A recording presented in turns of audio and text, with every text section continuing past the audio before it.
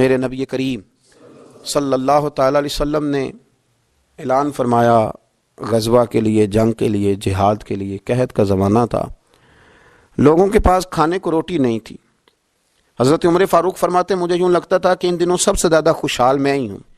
تو میں نے اس طرح کیا کہ گھر کا سارا مال جمع کیا، تو وہ میں نے نصف کیا، اس کو آدھا، اور آدھا مال میں نے رکھ لیا گھر والوں کے لیے، اور آدھا مال پھر میں بول رہا ہوں 2.5% نہیں 50%.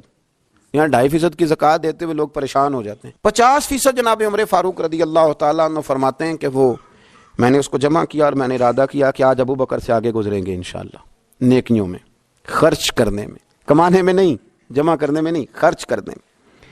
فرماتے ہیں جب وہ میں مال لے کے نبی کریم کی بارگاہ میں گیا تو میں بڑا مطمئن تھا کہ آج میں آگے گزر ہی جاؤں گا. لیکن جب میں نے نظر اٹھائی تو میرا رنگ بدل گیا. میرے پیچھے پیچھے ابو بکر صدیق بھی آئے، اور فرماتے ہیں میں نے اس مرد درویش کا رنگ بدلا ہوا دیکھا. سر کی ٹوپی بھی اتار لی، پیروں کے جوتے بھی اتار دیے، وجود کے کپڑے بھی اتار کے بوریے کا لباس پہن لیے، اور گھر سے سوئی دھاگا بھی اٹھا لائے. کہتے ہیں مال رکھا. حضور نے مجھ سے پوچھا عمر کیا لائے ہو؟ میں نے کہا حضور آدھا لے آیا ہوں، آدھا چھوڑ آیا ہوں. نبی کریم بڑے خوش ہوئے. مجھ سے پوچھا تھا کیا لائے ہو، بات پہ غور کرنا. اور ابو بکر صدیق سے پوچھا ابو بکر گھر میں کیا چھوڑ کے آئے ہو؟ مجھ سے پوچھا کیا لائے ہو؟ ابو بکر سے پوچھا ماں اب کئی تھا، کیا چھوڑ کے آئے ہو؟ جناب صدیق اکبر نے نظر جھکائی، قربان جاؤں جواب پہ بھی. یہ نہیں کہا حضور کچھ نہیں چھوڑ کے. یار یہ بھی تو بندہ کہ سونے سارا لے آیا ہوں، کیوں چھوڑنا تھا؟ آپ نے حکم کیا تھا چھوڑ. یہ نہیں کہا کہ یا رسول اللہ میں سارا لے آؤں. پر کیا جواب دیا؟ ماں اب کئی لہم اللہ و رسولہ.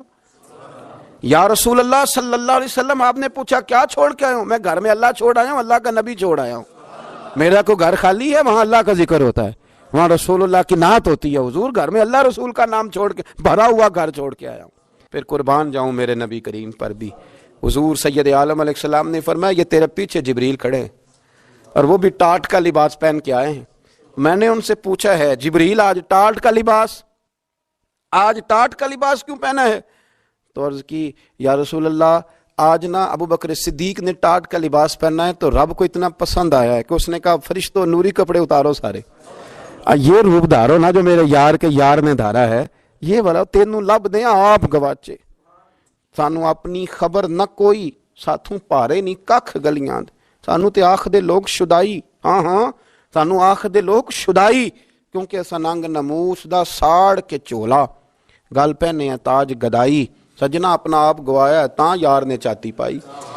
سارا ہی رکھ دیا، سارا ہی. اور ایک جملہ امام سیوطی نے لکھا ہے جس پر وجد کرنے کو دل کرتا ہے. میں صحیح کہہ رہا ہوں، وجد کرنے کو دل کرتا ہے. امام سیوطی فرماتے ہیں کہ نبی پاک صلی اللہ تعالیٰ علیہ وآلہ وسلم نے کہا کہ ابو بکر میرا رب فرماتا ہے کہ تو سارا ہی لے آیا ہے اور ٹاٹ کا لباس تو نے پہن لیا ہے. تو رب فرماتا ہے کہ ابو بکر سے پوچھئے کہ ابو بکر اس حال میں اپنے رب سے راضی ہے کہ نہیں، اس حال میں راضی ہے کہ نہیں. تو صدیق اکبر کی تو چیخ نکل گئی، عرض کی یا رسول اللہ میں کہاں اور میرا رب کہاں؟ میرا اللہ میری رضا پوچھتا ہے. یا رسول اللہ میں اللہ سے بھی راضی ہوں، رسول سے بھی راضی ہوں، دین اسلام سے بھی راضی. حضور میں بڑا ہی راضی. اور میں نے یہاں ایک عجیب بات پڑھی. حضرت ابی بن کعب نے ایک دفعہ کہا تھا یا رسول اللہ میں نے سارا مال دینا ہے. فرمایا نہیں بھائی، چوتھا حصہ دے، 3 حصے رکھ لے. حضرت ابو لبابہ نے بھی کہا تھا حضور سارا مال پیش کرنا ہے. فرمایا نہ، تیرے بچے پیچھے فاقہ مرے، میں نہیں سارا قبول کرتا، چاہے دین کے، چوتھا حصہ دے.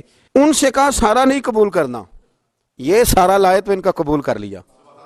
اور پھر لفظ ہیں بڑے خوبصورت حدیث پاک میں نبی کریم علیہ السلام نے فرمایا، یہ ابن ماجہ کی روایت ہے، فرمایا مجھے کسی کے مال نے اتنا نفع نہیں دیا، کسے بادشاہ، اللہ اکبر.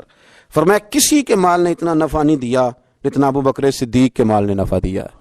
گویا حضور فرماتے ہیں کہ یہ لے کے بھی آتا ہے اور اس کا مال ہے بھی بڑا برکت والا. جب آتا ہے تو پھر مزیدار بھی بڑا ہے، پھر اس میں نفع بھی بڑا ہے، پھر وہ کہیں خرچ کرتے ہیں تو اس پہ عطا بھی بڑی.